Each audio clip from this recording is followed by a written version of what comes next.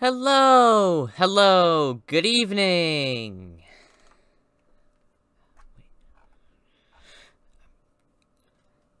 Hello, good evening. I know what you're thinking. Dude, what are you doing? I came here for tech complaints, /movie reviews, /political stuff, /educational content. Not stand-up comedy. Okay? And you, my good viewer, would not be wrong. I have never done comedy of this sort in my life, but there's a first time for everything. I'm probably gonna crash and burn with no one laughing, but hey, it's my first time, and I haven't even gotten started yet, so who knows? Anyway, where to start? I've noticed a lot of comedians tend to talk about politics, first and foremost, making fun of one of two things. One, Donald Trump, and two, people who make fun of Donald Trump. And that's too easy, man. Taking shots at one of those two is literally the easiest thing a comedian can do. Well, that and just stealing other people's jokes, but that never goes well.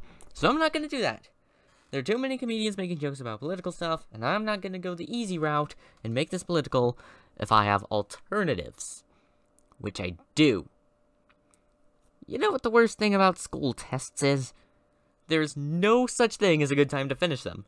If you finish early, you can't talk to anyone or do anything besides daydream to pass the time. And if you don't finish super early, you're rushing to answer every single question before time runs out. There is no good time to finish a test in school. There are also a couple types of questions that frequently come up on tests that I bet nobody likes. The first is trick questions. Now these are especially common in math tests. I mean the ones that give you information that you do not need specifically to throw you off. Like, do they want you to get it wrong? You're supposed to be on our side, helping students pass while still giving them the skills they need. Why are you giving us irrelevant information?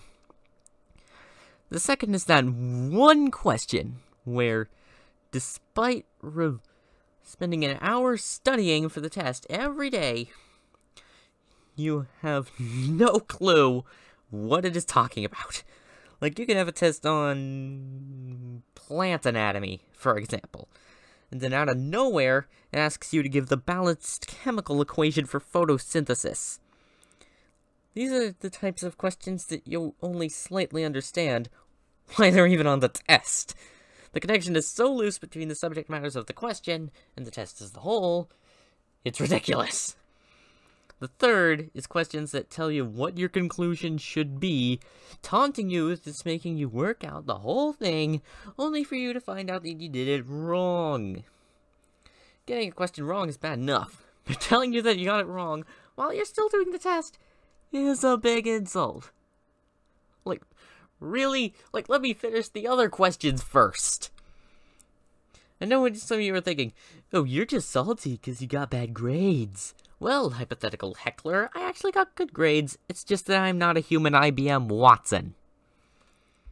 This may sound weird, but I have comedic categories in my head. Like, I think there are different types of jokes. I'm gonna explain them now, and by the end of it, you're gonna think I have way too much time on my hands. And that I'm a complete weirdo. The first is the randomatron. The randomatron gives no deer's eyes about cohesiveness or making a bacterium of sense. These are the types of jokes that are super absurd, like, say, a stick figure with bug eyes and huge shoes doing stand-up and up. Yep.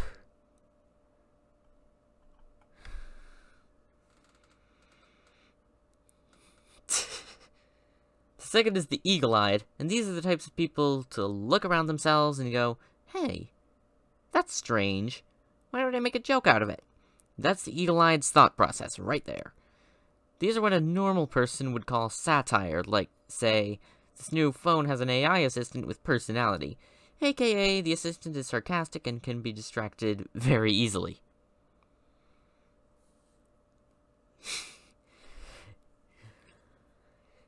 The final one is the Punisher. I know, scary name.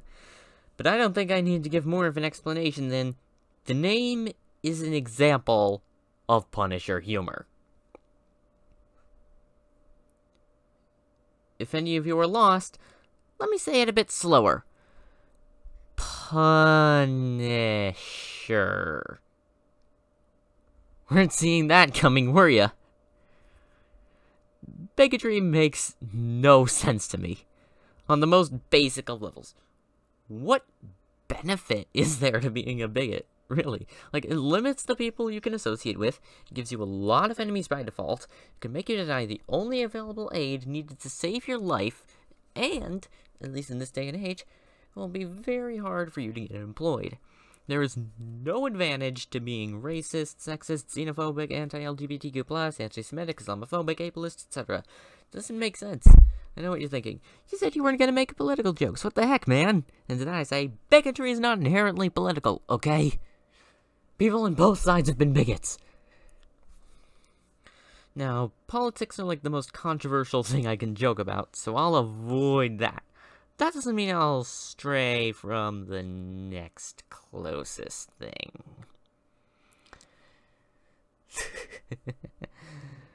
Religion. Why does no religion explicitly say what happens to devoutly religious people, but of some other religion when they die? I think it's basically assumed that they're treated the same as atheists.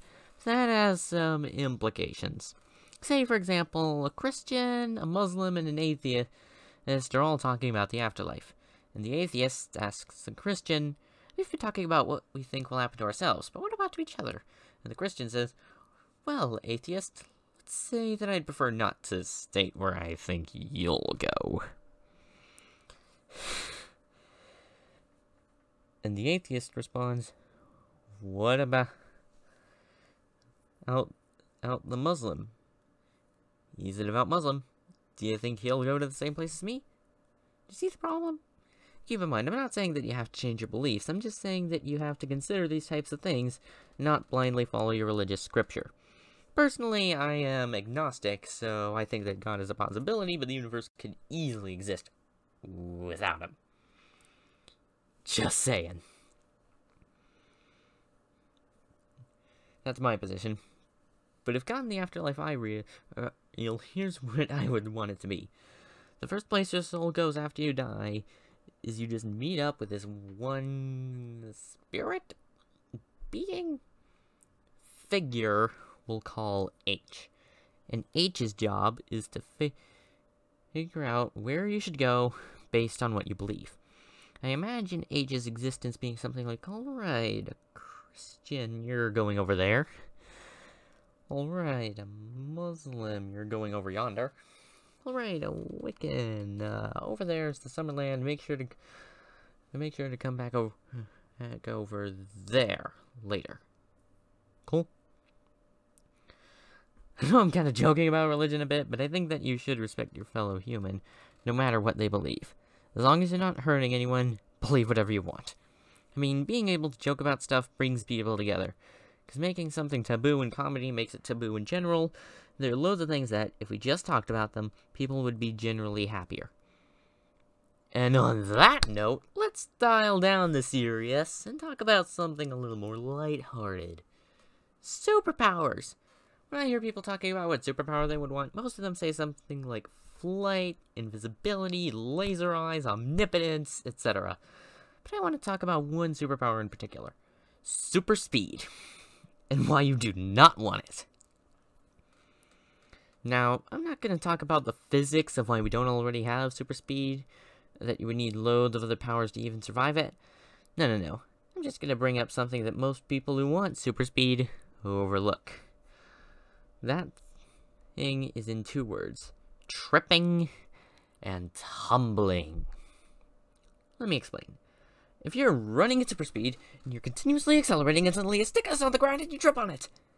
At the super speed you were running at, with the help of gravity, you slam your head into the ground with the force of a head-sized wrecking ball, possibly cracking the ground and definitely cracking your skull. You know, the thing that contains your brain. The odds of you surviving that are slim to none. And imagine if you start tumbling. That force will be applied at different parts of your body over and over again, and you just keep going because you were moving so fast, you just keep building up energy. At this point, you're less of a person and more of a hurtling ball of gore, to the point that you pose a danger to others. That does not sound good, does it? So the next time you ask someone what superpower they would want, and they say super speed, respond with, okay, what happens when you trip? Thank you, everyone. I have been Clownshoes Unlimited. Have a good night.